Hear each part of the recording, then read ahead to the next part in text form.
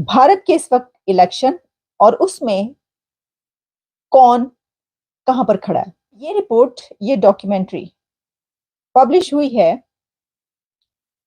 DW पर, डोचे वेले, जो कि जर्मन पब्लिक ब्रॉडकास्ट ऑर्गेनाइजेशन है। मोदी के मुकाबले में कोई ऐसा स्ट्रॉन्ग लीडर नज़र नहीं आ रहा इंडिया के अंदर, और ये सिचुएशन, ये खबर हमारे लिए अच्छी नहीं है। लेकिन इसमें कि जो स्टार्ट होता है इस रिपोर्ट का, उसमें वो कहते हैं कि जो इंडिया का इलेक्शन है, द बिगेस्ट इलेक्शन एवर, दुनिया का सबसे बड़ा ये इलेक्शन है, and it's likely to be democratic, free and fair election, but everyone knows who is going to win. उनका ये कहना है कि सबको ये पता है कि कौन जीतेगा या कौन जीतने वाला है। दुनिया को ये विश्वास है कि भारत के चुनाव नतीजे क्या आने वाले हैं, आश्वस्त है। और इसलिए मुझे जून महीने के इनविटेशन आगे पड़े हैं, अगस्त के हैं, अक्टूबर के हैं, सितंबर के हैं। इस डॉक्यूमेंट्री में मौजूद लोगों का ये कहना था कि देयर इज नो ऑल्टरनेट, नजर नहीं आ रहा है ऐसा कि कोई अच्छा। फिर उसमें उन्होंने कुछ ऐसे क्लिप्स चलाए नरेंद्र मोदी साहब के, जिसमें उन्होंने कहा कि जब आजादी के 100 साल जो हैं वो मनाएगा, 2047 की उन्होंने बात की, तो उन्होंने कहा कि मेरा देश विकसित भारत बन के रहेगा। ये जो उनकी एक कैंपेन है उसकी बात की जा रही है। तो जनाब, उनका जो है वो ये कहना ये है कि जो उस वक्त ऑल्टरनेट नहीं था लोगों के पास, तो वो अभी तक नहीं है, अभी भी नहीं है। यानी जो नजर ऐसा आता है कि ये जो है ये अगली हुकूमत बीजेपी को ही मिलेगी, और नरेंद्र मोदी साहब जो है वही, जो उसके अंदर एनालिस्ट हैं और जो उसके अंदर रिसर्चर्स हैं, उनका ये कहना था कि हालांकि उसके अंदर इकोनॉमी पे बड़ी बात हुई, इकोनॉमी पे जो बड़े जबरदस्त स्टेप्स लिए गए वहां पर ये तक बताया गया कि देखिए, अगर पर कैपिटा इनकम देखे तो उसमें तो कहीं नहीं है ना, भारत बहुत पीछे है पर कैपिटा इनकम। चाइना की और इसके अलावा दूसरे कंट्रीज की आप मिसाल लें, खैर उसमें भी कोई इतनी ज्यादा वो तरक्की नहीं की, लेकिन बहुत सारे कंट्रीज जो अब इसमें भी पीछे हैं, और भारत ने पर कैपिटा इनकम के हिसाब से अभी बहुत आगे जाना है। लेकिन इसके बावजूद जो इकोनॉमी में कर दिखाया है उसको भी कोई बीट नहीं कर पा रहा, नहीं कर सकेगा। तो वो जो एक भारत है उसको बहुत ही मजबूत और स्ट्रॉन्ग भारत जो है वो उन्होंने बनाकर दिखाया, और इसके अंदर लोग जो है इसको इंडोर्स करते हैं और इंडोर्स कर रहे हैं। यही वजह है कि उनका ये कहना है कि इसमें कोई ऑल्टरनेट नजर नहीं आ रहा। इस साल जितने भी ममालिक में इंतखाबात हो रहे हैं उसमें सबसे बड़े दुनिया में इंतखाबात भारत में शुरू हो चुके हैं, और इसके ऊपर हम भी नज़र रखेंगे आने वाले दिनों में।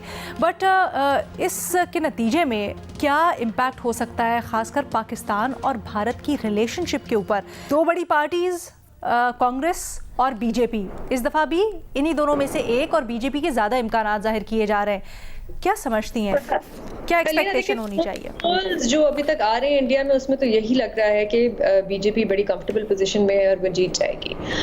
अगर बीजेपी हुकूमत बना लेती है और एक कंफर्टेबल, उनका बल्कि इस बार नारा भी यही है कि अब की बार 400 से पार, मतलब कि वो चाह रहे हैं कि उनको 2/3 मेजॉरिटी मिले। मुझे कोई खास बेहतरी पाकिस्तान और इंडिया के ताल्लुकात में अगर बीजेपी हुकूमत बनाती है कोई खास नजर नहीं आती, इसलिए क्योंकि मेरी राय में इंडिया के पास इतना बड़ा कोई इंसेंटिव नहीं है कि वो पाकिस्तान के साथ इस वक्त इंगेज करे। हाँ, दोनों न्यूक्लियर पावर्ड ममालिक हैं तो थोड़ी बहुत लिमिटेड इंगेजमेंट तो रखनी ही पड़ती है, लेकिन एज सच कोई इतना बड़ा कोई इंसेंटिव नहीं है। शायद हमारा बड़ा ज्यादा इंसेंटिव है क्योंकि हम मईशत के हवाले से देखते हैं, ट्रेड के हवाले। हमने देखा है हाल ही में वज़रा ने कुछ इशारे भी दिए हैं इस तरफ, खासकर इसहाक डार जैसे देख ले। भट्टी साहब, आपकी क्या चीज अलीना, बस मैं एक लाइन ऐड कर दूं आप, बल्कि अभी जब इंतखाबात चल भी रहे थे, उनकी मुहिम चल रही थी इंडिया में, तो हमने देखा कि नरेंद्र मोदी का भी बड़े अग्रेसिव किस्म के बयान आ रहे थे पाकिस्तान के बारे में कि हम वहां पे घुस के मारेंगे दहशतगर्दों को। उनके जो डिफेंस मिनिस्टर हैं उन्होंने भी जाके टीवी पे इस किस्म के बयानात दिए, और ये सिर्फ बयानात नहीं थे, अब तो रिपोर्ट्स भी आ गई हैं कि इस किस्म की उनकी स्ट्रेटजी रही है इंडिया की। अच्छा, इंतखाबात के माहौल में तो इस तरह के हमने देखा बयान होते ही हैं। एजाज, आपसे सवाल, लेकिन क्या आपको लगता है इंतखाबात के बाद जब चीज़ें ज़्यादा सेटल डाउन होंगी, हुकूमत आ जाएगी, तो बेहतरी हो सकती है कुछ? पहली बात तो यह है कि ये बहुत ही अफसोस की बात है कि जब पाकिस्तान में 8 फरवरी को इंतखाबात हुए तो पाकिस्तान ने किसी भी हिंदुस्तानी जर्नलिस्ट को पाकिस्तान का वीज़ा नहीं दिया, और कोई हिंदुस्तानी जर्नलिस्ट पाकिस्तान के जो इंतखाबात हैं उनको कवर नहीं कर पाए। और बतौर पाकिस्तानी जर्नलिस्ट मेरी बड़ी ख्वाहिश है कि मैं हिंदुस्तान के इंतखाबात को कवर कर सकूं, लेकिन ये अलमिया देखिए कि हम हिंदुस्तान नहीं जा सकेंगे। उसकी वजह ये है कि ज़ाहिर हमने वीज़ा नहीं दिया तो ज़ाहिर वो भी वो अपने हाथ में लिए हुए हैं कि हम वीज़ा नहीं देंगे।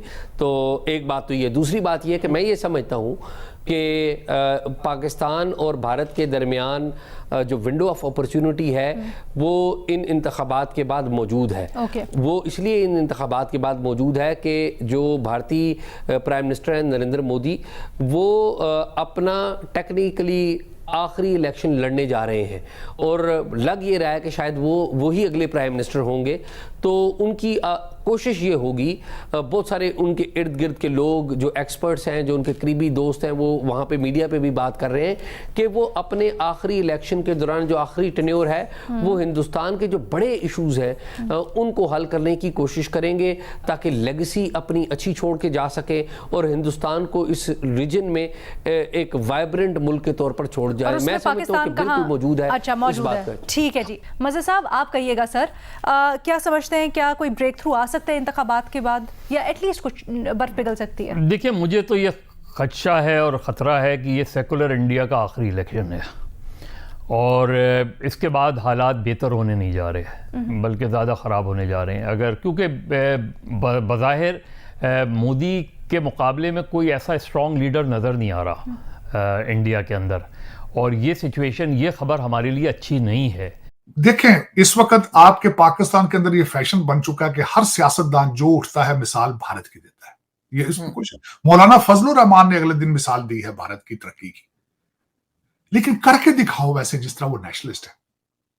देखें नेशनलिज्म, मोदी साहब का कैरेक्टर देखें, नेशनलिज्म देखें उसके अंदर। लोगों ने हिम्मत की, इसमें कोई शक नहीं, तालीम उन्होंने हासिल की, लेकिन नेशनलिज्म दिया उन्होंने। Middle class lower middle class को, भारत को उन्होंने एक तो लफ्ज भारत प्रमोट किया उन्होंने और फिर उसके बाद उन्होंने नेशनलिज्म दिया है। इसकी कोई मिसाल है। और मैं भी यही कहता हूं, पाकिस्तान, कोई भी कंट्री, नेशंस ओनली थ्राइव और राइज विद नेशनलिज्म। जब तक आपके अंदर प्राइड नहीं होगी कि मैं अपने खित्ते को आगे लेके चलूंगा, उस वक्त तक आप तरक्की नहीं कर पाएंगे।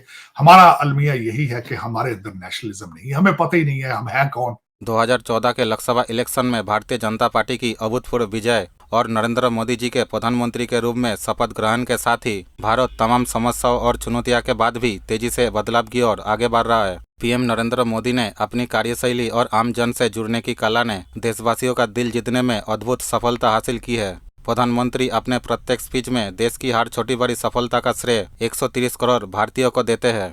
पीएम मोदी के लीडरशिप में आज देश और समाज जीवन का कोई भी क्षेत्र ऐसा नहीं है जहां विकास की गति को बल न मिल रहा हो। कोरोना काल खंड हो, यूक्रेन क्राइसिस हो या फिर अफगानिस्तान में तालिबान का वापसी पर या फिर हमास इजराइल कॉन्फ्लिक्ट हो, हर जगह भारत की विदेश नीति की कुशल छाप दुनिया में देखी जा रही है।